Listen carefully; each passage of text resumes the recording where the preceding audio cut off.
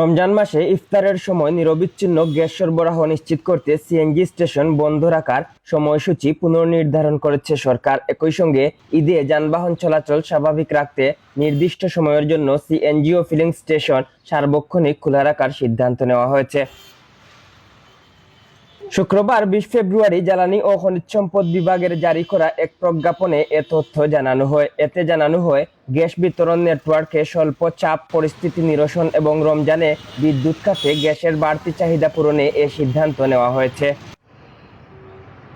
প্রজ্ঞাপন অনুযায়ী আগামী ১৪ মার্চ পর্যন্ত সারা দেশে সিএনজি স্টেশনসমূহ প্রতিদিন বিকেল ৩টা থেকে রাত ৯টা পর্যন্ত বন্ধ থাকবে।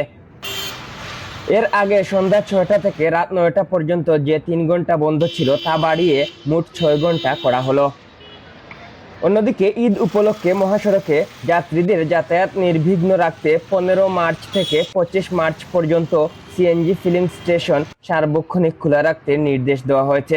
এছাড়া ঈদের পরে ২৬ মার্চ থেকে আবার আগের নিয়ম অনুযায়ী প্রতিদিন সন্ধ্যা ৬টা থেকে রাত ৯টা পর্যন্ত সিএনজি ফিলিং স্টেশন বন্ধ থাকবে। কর্তৃপক্ষ আশা করছে এ সিদ্ধান্তের ফলে রমজানে বিদ্যুৎ উৎপাদনে গ্যাস সরবরাহ বাড়বে এবং ঈদযাত্রায় যানবাহনের জ্বালানি সংকট হবে না। ডেস্ক রিপোর্ট, আধুনিক কাগজ।